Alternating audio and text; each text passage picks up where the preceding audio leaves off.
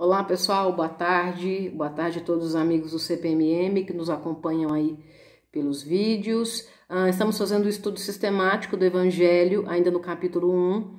Na semana passada falamos sobre duas figuras emblemáticas, diretamente citadas nesse capítulo, que são Sócrates e Platão, né? Falamos sobre eles e hoje também falaremos sobre duas figuras conhecidíssimas, citadas também no capítulo 1, que são Moisés e o próprio Jesus, e também quando Kardec fala sobre a necessidade do espiritismo. Para falarmos sobre Moisés, é preciso fazer um recorte histórico, né? Moisés pertencia aí ao povo hebreu. O povo hebreu viveu na região que na antiguidade nós chamávamos de Mesopotâmia. A palavra Mesopotâmia quer dizer terra entre rios, né? Porque naquela região ficavam ali os rios Tigre e Eufrates, o próprio rio Jordão, né? Então, essa palavra Mesopotâmia quer dizer terra entre rios. E viviam ali três povos específicos muito conhecidos, que são os hebreus, os fenícios e os persas. Né? Os hebreus também podem ser chamados de israelitas, gente, ou de judeus, né? Todos esses termos aí são conhecidos e estão corretos. O que acontece? Durante muitos anos, os hebreus viveram muito bem, né, na região ali da Palestina, e em determinado momento ocorre uma seca muito forte e eles são obrigados aí a migrar, né? Eram povos nômades, dependiam das condições do local que habitavam, foram obrigados a migrar para o Egito. Por que para o Egito, Suzana? Porque o Egito era chamado de oásis, né, daquela região ali, porque havia a presença do rio Nilo, né? O rio Nilo, então, no seu período de cheia, ele inundava toda a região, deixava um musgo, né, nas plantações, e isso enriquecia muito o plantio e também melhorava consideravelmente o momento da colheita. Então, os hebreus, inicialmente, eles migram para o Egito, foram muitíssimo bem recebidos no início, e com o passar do tempo, essa situação foi degringolando, eles já não foram assim tão bem aceitos e acabaram se tornando escravos, viveram um longuíssimo período de escravidão no Egito, até que, cansados dessa escravidão, eles resolvem então se libertar desta condição e voltar à sua terra de origem, né, a terra prometida, que era então a região da Palestina. Quem lidera o povo egípcio nesse retorno, quem lidera o povo hebreu nesse retorno é Moisés. Moisés era uma figura emblemática aí que liderava o povo hebreu e quando a gente faz estudo sobre Moisés ou sobre hebreus historicamente, é muito comum as análises, né, nós já sabermos alguma coisa porque a história dele se mistura muito com a história bíblica. Né? Todo mundo já ouviu falar sobre Moisés, sobre os 10 mandamentos, a passagem do Mar Vermelho, né? São situações bem conhecidas. Então, nesse retorno, né, isso aí por volta ainda de 1800 a.C., nesse retorno para a Terra Prometida, fugindo aí do jugo dos egípcios, o Moisés então consegue abrir o Mar Vermelho para que os hebreus possam passar e seguir rumo à sua terra.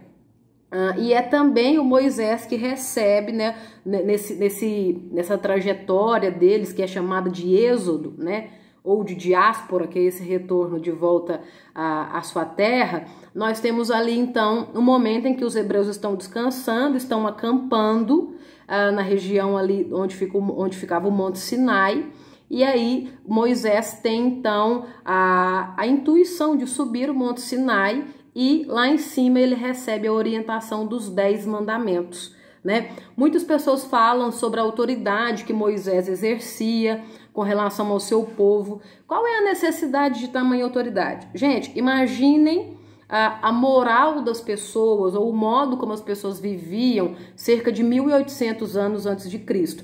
É evidente que para conseguir levar essas pessoas de volta para casa e para conseguir ter o mínimo de ordem possível, ele tinha que sim exercer uma autoridade absoluta. Essa autoridade não poderia ser questionada e é óbvio que ele precisava dizer e deixar claro que os mandamentos tinham ordem divina. Né? Porque quando eu coloco a figura divina, a figura de Deus, né, orientando aquilo ali, as pessoas têm um temor maior. né? Ela disse, não, eu preciso obedecer de fato o que o Moisés está falando, porque ao obedecer Moisés, eu estou obedecendo Deus, eu estou seguindo os desígnios de Deus, né?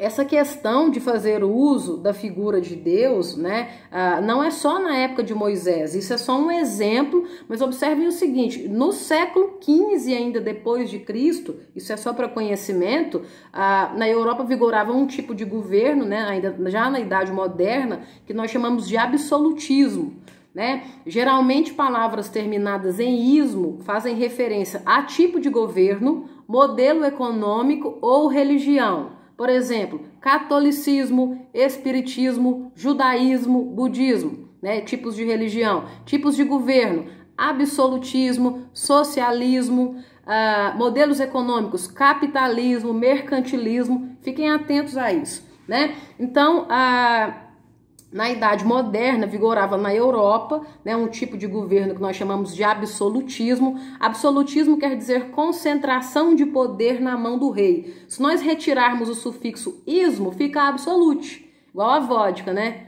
Um beijo, Ricardo Fádio, que gosta de vodka. A palavra absolute quer dizer concentração. Por que a vodka leva esse nome? Porque ela é concentrada, né? E os reis dessa época, da Idade Moderna, eles faziam uso de uma teoria que nós chamamos de teoria do direito divino, que dizia que o poder do rei vinha de Deus, né? Então, portanto, ele não poderia ser questionado. Existem, inclusive, filósofos que escreveram livros confirmando essa teoria do direito divino, como Nicolau Maquiavel, Thomas Hobbes, Jean Bodin, Jacques Bossuet, Hugo Grotius, né? Essa teoria do direito divino foi confirmada para que o rei conseguisse exercer o seu poder durante muito tempo. Isso só cai lá na época do Iluminismo, já no século XVIII. Então, observem como Moisés tinha a necessidade de exercer o seu poder diante das pessoas, a necessidade de exercer esta autoridade. Para quê? Porque ele era uma pessoa ruim? Não, porque ele, para conseguir liderar, era preciso ordem, era preciso cumprir a justiça, cumprir a risca necessidade, porque ele recebeu uma orientação divina. Você precisa libertar o seu povo do Egito e retornar à sua terra natal, né? Você precisa retornar com essas pessoas para sua terra de origem. Só que para conseguir liderar essas pessoas, para não virar um caos completo, né? Ele sabia que teria que exercer uma autoridade e isso era feito de forma muito firme, de forma muito pungente, né? Nós temos aí orientações já passadas pelo cangaceiro, né? Em muitas das nossas reuniões. A figura que representa Moisés aí na Umbanda é o Exu Rei, né? Que exerce essa questão de autoridade, essa questão de seguir o que é certo, de cumprir a missão que foi dada, né? Independente se as pessoas estão aí perdidas ou não, o que os Exus fazem? Eles cumprem o que é correto, eles fazem o que é justo, né? Eles entendem da lei, entendem da necessidade, né? As leis mosaicas nada mais são do que as leis de Moisés, né? Ou os 10 mandamentos. Vamos ver aqui agora no Evangelho, aqui na minha edição está na página 35, o que é que o Evangelho fala sobre a figura de Moisés. Observem o seguinte, para dar autoridade às suas leis, ele deveu-lhes atribuir origem divina, assim como fizeram todos os legisladores de povos primitivos. A autoridade do homem deveria se apoiar sobre a autoridade de Deus. Mas só a ideia de um Deus terrível poderia impressionar homens ignorantes, nos quais o senso moral e o sentimento de uma delicada justiça eram ainda pouco desenvolvidos, né?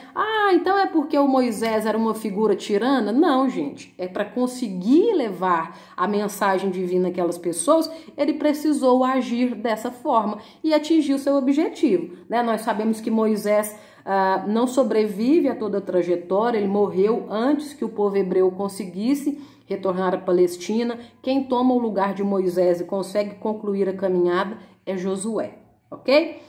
Falando sobre Jesus Cristo, né, seguindo aqui agora logo que o capítulo 1 nos traz, no momento aqui o que o Kardec busca fazer é o seguinte, é um comparativo. Observem a necessidade que o Moisés teve e depois, já na época de Jesus, cerca de 1800 anos depois, né?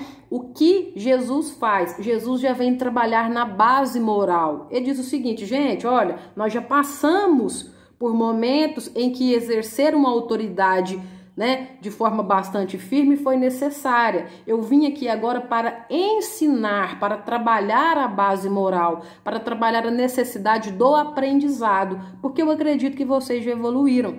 Então, quando nós falamos, né, ou entendemos nas palestras que a espiritualidade tem respeito por nós, pelo nosso tempo, é porque Deus é misericordioso em todos os sentidos, né? Se os meus filhos não conseguem acompanhar de uma forma, eu vou buscar outra para ensiná-los, né? Jesus sabia das dificuldades que todas as pessoas tinham, né? E buscava ensinar através de parábolas, né? Porque são parábolas, são historinhas, né? Ele contava, usava exemplos, né? Situações, porque dessa forma ele conseguia, é uma alegoria, né? Como Platão fez lá na alegoria da caverna, né? O mito da caverna.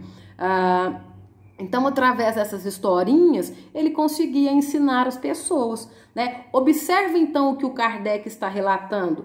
A autoridade, na figura de Moisés, a inteligência e a sabedoria através do exemplo e através da base moral com Jesus, e aí a necessidade do espiritismo. Nós estamos aí, então, ó, 2021 anos depois, né?